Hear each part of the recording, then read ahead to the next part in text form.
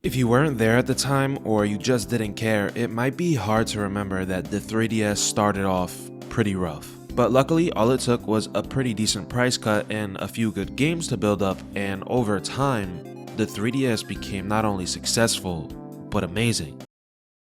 We got our very first Super Smash Bros. Game on the go. Luigi's Mansion finally got a sequel after 12 years, and it was really good. We got what honestly might be the two best Kirby games ever in Triple Deluxe and Planet Robobot. I absolutely loved going into the games and just getting 100% completion. It was really fun. You can do whatever the hell this is.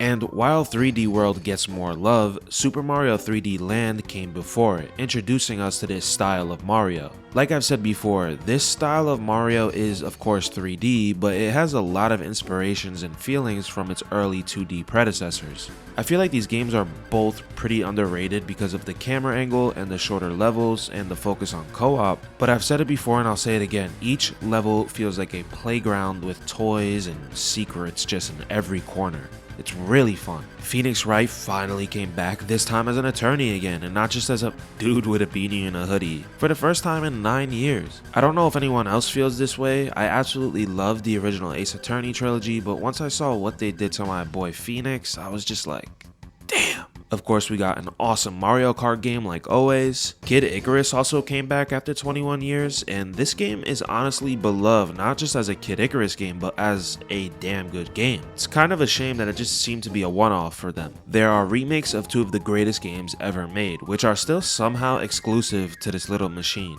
I know a lot of people like to overanalyze the Majora's Mask remake and say that it's mid or trash, but as somebody who's beaten Majora's Mask 3 times and 100%ed it twice, it's good. It works. It's serviceable. Just chill out, gamers. Chill out. These remakes just honestly feel like definitive versions of legendary games, which is awesome. Speaking of remakes, we also got remakes of Metroid 2, a game that damn well needed a remake, being stuck on the original Game Boy, and we got a remake of Dragon Quest VIII, one of the greatest JRPGs ever made with some quality of life features. And you guessed it, these remakes still haven't left the 3DS. Still exclusive, but that's okay with me because I have my copies.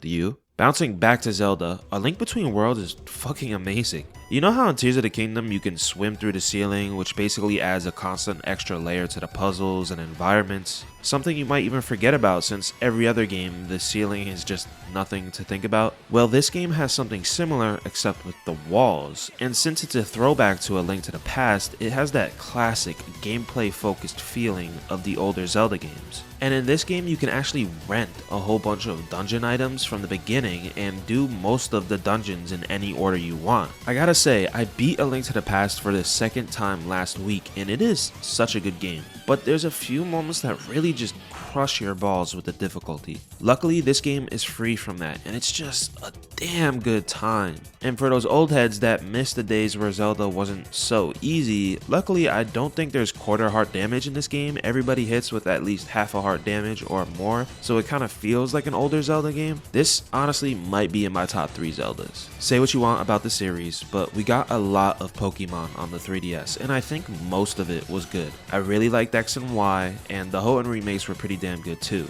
Not amazing, but good. And while I personally never finished it, Pokemon fans were finally heard, and the classic formula of getting 8 gym badges was changed in Sun and Moon. It's cool to see them at least try to experiment a little bit, which they just don't seem to do anymore. Fire Emblem, one of Nintendo's oldest but low-key franchises, finally blew up into mainstream popularity after 23 years. Fire Emblem Awakening is the type of game that will easily get its hooks in you if you like strong JRPG party dynamics and relationships, tactical gameplay, and permadeath, which of course you can shut off. One thing I love about Awakening is it's one of those few Fire Emblem games that it doesn't feel like it's trying to be very anime or Persona-like. It's just a great tactical RPG with awesome characters.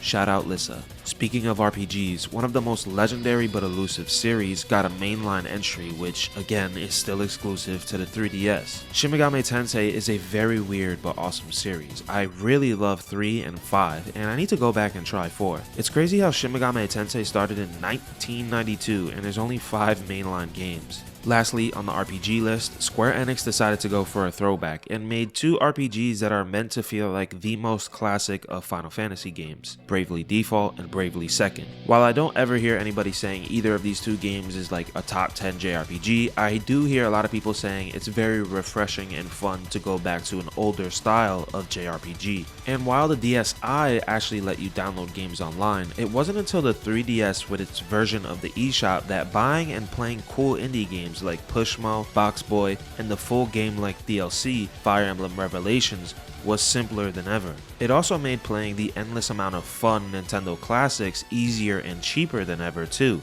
Okay, before I introduce the next game, I just want to preface this by saying I never, ever gave a shit about Mii's, but Tomodachi Life had me for a good 30 plus hours. It's not really a life simulator, it's more like a dollhouse simulator where basically you can make any of your friends, family, fictional characters, or celebrities as Mii's and just let the chaos unfold. They all live in this apartment building and you can click on like the different windows that you want to watch, almost like TV channels, and you can just see them do the weirdest stuff. This feels like one of those games like Katamari or Tulip, where a very weird Japanese game with very Japanese humor somehow got translated overseas, and it's fucking awesome. Would I buy a $70 Tomodachi Life sequel on the Switch?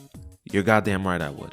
Also, Street Pass was kinda cool. It was this thing where if you had your 3DS in your pocket or backpack or purse while it was in sleep mode, if you walk past somebody who was doing the same thing with their 3DS in sleep mode, you can exchange small little user data and be able to get little rewards in certain games. I kinda love this idea and hope Nintendo brings it back for their next Switch or full handheld. It could be like a Pokédex for 3DS friends, and it honestly makes the system feel like more of a lifestyle machine than just a video game console.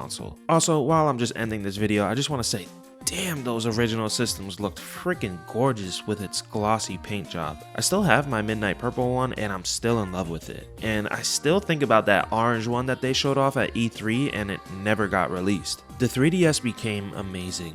The DS was kind of like a juiced up Game Boy Advance with two screens, but the 3DS finally got us closer to bridging the gap between console quality games and handheld games, allowing us to play things like Donkey Kong Country Returns on the go.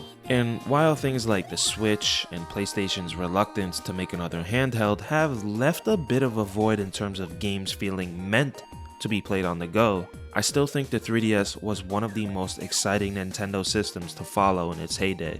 I know a lot of people like to roast the Wii U/3DS era of Nintendo, but man, if you just look at a list of the games they were putting out, it was just bangers after bangers after bangers. Thank you for your time and watching this video, and if you ever want to see me just talk about how much I love Nintendo, I have plenty of those videos. See you guys.